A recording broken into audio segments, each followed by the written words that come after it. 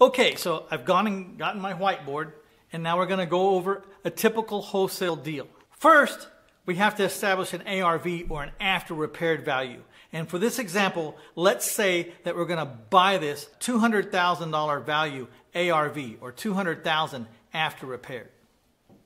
Now let's say that this house needs $30,000 in repairs.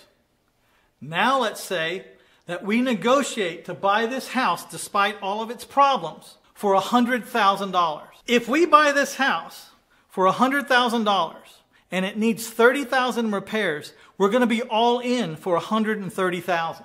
If we're in for $130,000 right here,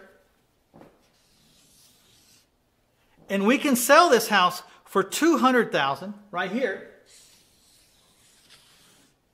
then we have a net profit in front of us of about $70,000. And the reason why I say about is the math says exactly $70,000, but no plan goes as we first conceive. But we're shooting for a $70,000 profit on this house. Now this is what our contract says we can do. It says we can buy this house for $100,000. We can put $30,000 into it, and then we can sell it for $200,000. This is a very valuable contract. Right now, that's all we own if we get the seller to sign this contract. That's what we'll own. But what a wholesaler does is he sells that contract, and let's say in this case we're going to sell it for $20,000. Can we sell it for $20,000? Certainly we can. It'd be easier if we only sold this contract for $10,000, but I think there's enough profit, $70,000, that I can take a little more than $10,000 on this wholesale deal. I think I can take $20,000 and still find a buyer out there that's willing to settle for a $50,000 profit.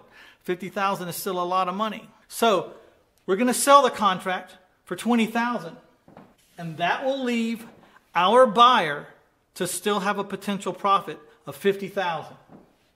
Now ask yourself, how many of these wholesale deals do I have to do to be a success? I would venture to say for some people, just 1 or 2 a year would make all the difference.